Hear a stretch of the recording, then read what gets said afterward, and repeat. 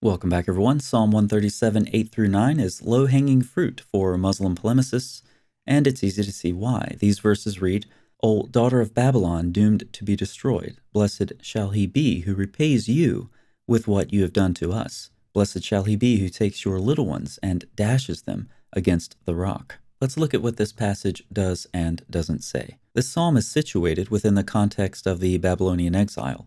Ancient Near Eastern warfare was extremely brutal, as this psalm reflects. The psalmist clearly wants revenge, and that revenge is expressed, not surprisingly, in typical ancient Near Eastern terms, lex talionis, an eye for an eye, or in this case, life for life.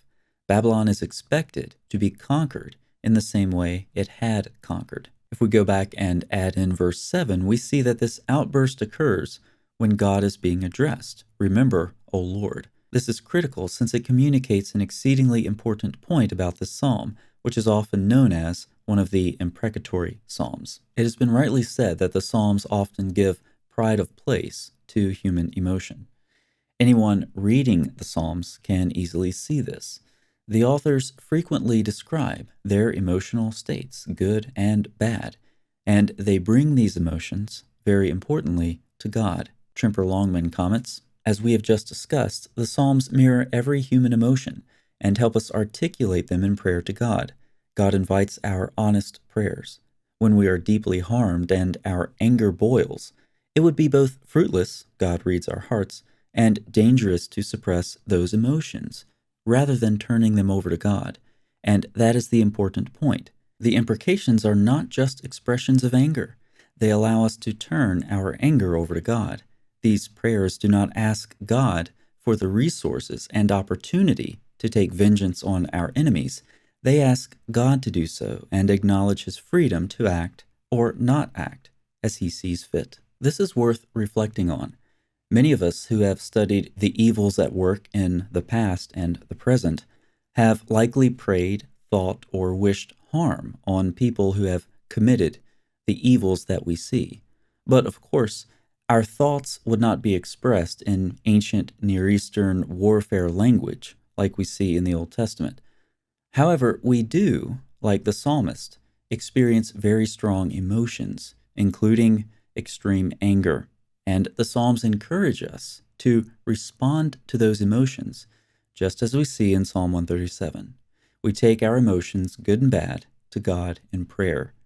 We turn these things over to God and let him act on them out of his sovereignty. And in this act of prayerful exchange, God will calm our hearts, soothe our anger, and bring us into his rest. Now let's turn to the Quran, which also addresses the issue of extreme anger. Surah 3, 119 and 67, 6 through 8 describe biting fingers out of rage and the punishment of Gehenna as nearly bursting apart from rage.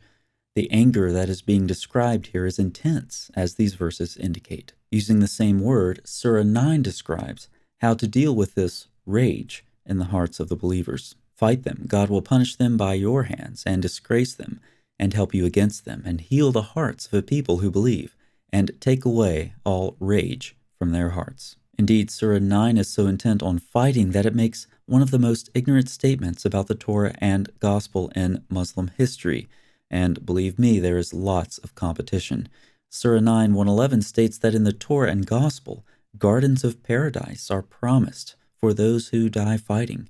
And what could be better than a promise of paradise from Allah? Unlike the Psalm, the cure for rage in Surah 9 is to fight. And with every stroke of the sword, the anger in the hearts of the Quran's believers will cool. One can only guess what a subsequent solution would be when that same anger swells up in the same people all over again. Though we don't have to wonder. We can just look at the violence carried out all over the world throughout history in the name of Islam. So to Muslims who love to quote Psalm 137, I end this video with a question. Suppose you have the option to move to one of two cities. The first city is called Bible City. The people there take their anger to the God of the Bible in prayer, rather than acting on it. The second city is called Quran City. The people there have their rage soothed when they fight, and they're motivated by the promise of the best thing ever, paradise. Which city would you like to move to? Thanks so much for watching. I'll see you next time.